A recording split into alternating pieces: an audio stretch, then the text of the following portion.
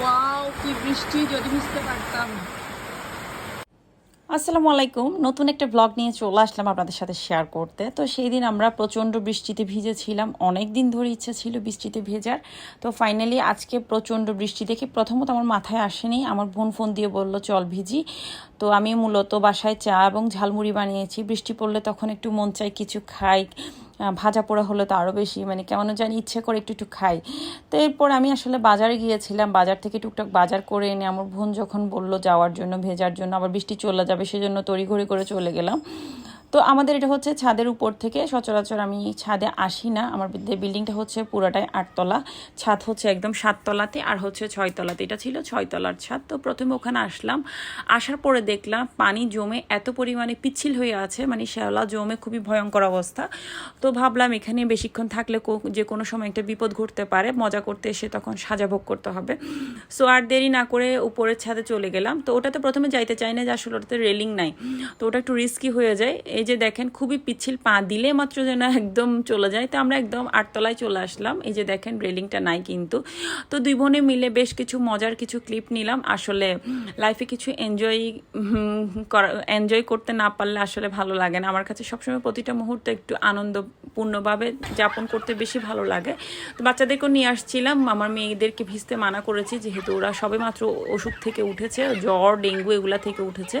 তো অনেক রিকোয়েস্ট করেছি, বুঝিয়ে বলেছি। তো এরপরে ভিজে টিজে বাসায় চলে আসলাম, যেহেতু একদম পুরা গোসল হয়ে গেছে। এসে চট করে গোসল করে নিলাম, গোসল টোসল করে এরপরে রান্নাবান্নাতে চলে আসলাম। এসে গোসল করার পরে আমি মাছগুলো কেটে নিলাম, কেটে কুটে সুন্দর করে পরিষ্কার করে নিলাম লইট্টা মাছ।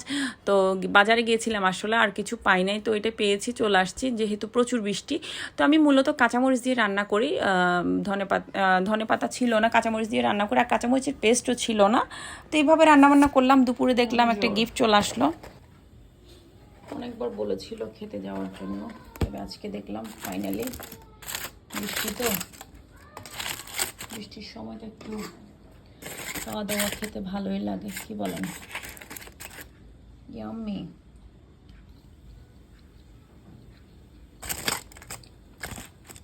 এরপরে ভাতটা একটু চেখে দেখলাম, তবে একদম অনেস্টলি বলবো আমার কাছে একদম ভালো লাগেনি। বিরিয়ানির কোনো এখানে স্বাদ নাই, কিছু নেই, জাস্ট কতগুলো রাইস সেদ্ধ করে চিকেনের সাথে মিক্স করে দিল। যাই হোক, ওটা রেখে দিয়েছি বিকেলে মেয়েদেরকে দেবো বলে। এরপরে বিকেলবেলা ভাবলাম একটু পাস্তা করি, কেন জানি আমার একটু পাস্তা খেতে ইচ্ছে করছে। তো আমি আসলে এভাবেই রান্না করি, চিকেন ব্রেস্ট দিয়ে কুচি করে দিয়ে দিলাম তেলের মধ্যে, কিছুক্ষণ ভেজে নিলাম। এরপরে আদা রসুন পেস্ট দিয়ে দিলাম, আর হচ্ছে টমেটোর পিউরি যেটা আমি করে রাখি টমেটোর সিজনে, ওটা দিয়ে দিলাম 2 টেবিল চামচের মতো, এবং বেশি করে একটু পেঁয়াজ দিলাম।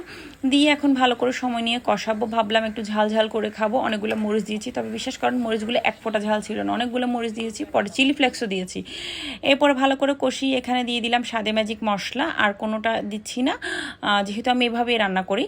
এরপরে দিয়ে ভালো করে কষিয়ে দেন আমি নুডলসগুলো আগে থেকে সিদ্ধ করে রেখেছিলাম, পাস্তা এবং হচ্ছে আর যে মোটা ড্রাগন নুডলসগুলো আছে সেগুলা। এটা অবশ্যই হালাল, সবাই খেতে পারবে, প্যাকেটে লেখা থাকে হালালটা। এরপর চিলি ফ্লেক্স অ্যাড করে দিলাম, তারপরও ঝাল হয়নি, এমন মেজাজ খারাপ হয়ে গেছে আমার আসলে বানানোর পরে। এরপরে একটু ভিডিও করলাম, যেটা সচরাচর করি আর কি, আমরা যারা কুকিং ভিডিও করি আমরা করি। তো এরপরে একটু বসে খেলাম, মনটা খারাপ হয়ে গেল। এরপরে বিকেলবেলা একটু সময় করে সন্ধ্যার পরে করে কিছু ডাল পুরি এবং কিছু সকালের জন্য রুটি বানিয়ে রাখলাম। তো এই কাজগুলো আমি মূলত যখনই সময় পাই তখনই করে রাখি। তো ভালো লাগলে অবশ্যই ভিডিওটা লাইক কমেন্ট শেয়ার করে সাথে থাকবেন। সবাইকে অনেক অনেক ধন্যবাদ।